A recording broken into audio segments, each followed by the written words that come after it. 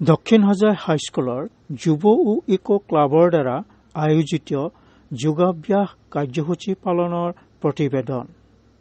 যোৱা 2024 বৰ্ষৰ ডিচেম্বৰ মাহৰ 18 তাৰিখ সোমবাৰে পুৱা 6:30 বজাৰ পৰা পুৱা 8 বজালৈকে যোগাভ্যাস কাৰ্যসূচী অনুষ্ঠিত কৰা হয়। এই কাৰ্যসূচী হোজাই নতুন বজাৰত থকা বিহুতলী খেলপথাৰত বিদ্যালয়খনৰ ছাত্ৰ ছাত্ৰী ও শিক্ষক শিক্ষয়িত্ৰীসকলৰ উপস্থিতিত পালন কৰা হয়। আমন্ত্ৰিত ৰবীন্দ্ৰনাথ টেগোৰ বিশ্ববিদ্যালয়ৰ হিন্দী বিভাগৰ এছ'চিয়েট প্ৰফেচাৰ ডাক্তৰ নাগেশ্বৰ যাদৱে ইনষ্ট্ৰাক্টৰ হিচাপে যোগদান কৰে। তেখেতে বিভিন্ন ধৰণৰ যোগাসন কৰি দেখুৱাই আৰু ছাত্ৰ ছাত্ৰীসকলকো কৰিবলৈ দিয়ে, লগতে ইয়াৰ উপকাৰিতাৰ বিষয়েও অৱগত কৰে।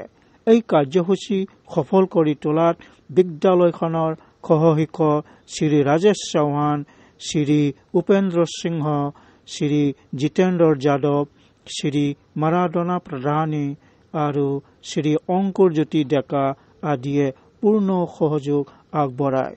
যোৱা 31 ডিচেম্বৰ 2024 মংগলবাৰে যোগাভ্যাস কাৰ্যসূচীত অংশগ্ৰহণ কৰা তলত উল্লেখ কৰা ছাত্ৰ ছাত্ৰীসকলক একোখনকৈ প্ৰমাণ পত্ৰ প্ৰদান কৰি উৎসাহিত কৰে। এই ক্ষেত্ৰত যুৱ আৰু ইকো ক্লাবৰ নডেল টিচাৰ শ্ৰী ৰাজেশ চৌহানে মুখ্য ভূমিকা পালন কৰে।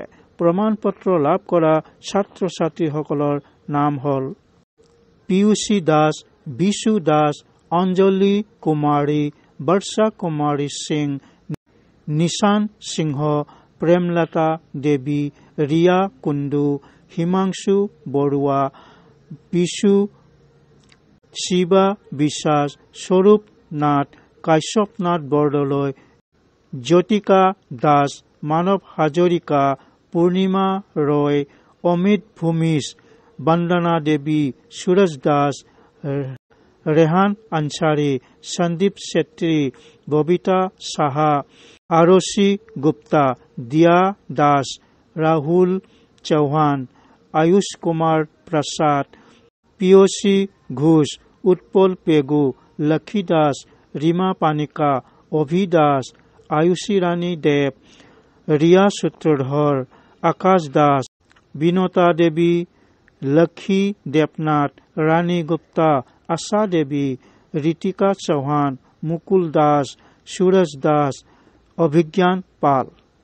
এইখিনিতেই প্ৰতিবেদন পাঠ সমাপ্ত কৰিলো।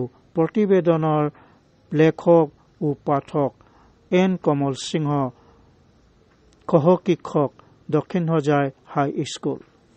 ব্ৰহ্মা গুৰু বিষ্ণু গুৰুদেৱ মহেশ্বৰা গুৰু সাক্ষাৎ পৰম ব্ৰহ্ম তস্मै শ্ৰী গুৰুৱে नमः।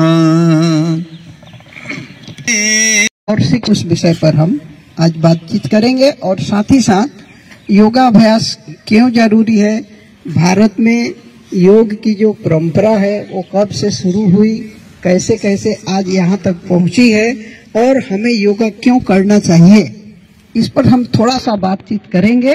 और उसके बाद से प्रैक्टिकली व्यवहारिक रूप में हम सामान्य जो सूक्ष्म योगा के जो प्राथमिक जो चरण होते हैं उसका कुछ अभ्यास पर हम लोग ध्यान देंगे और करेंगे।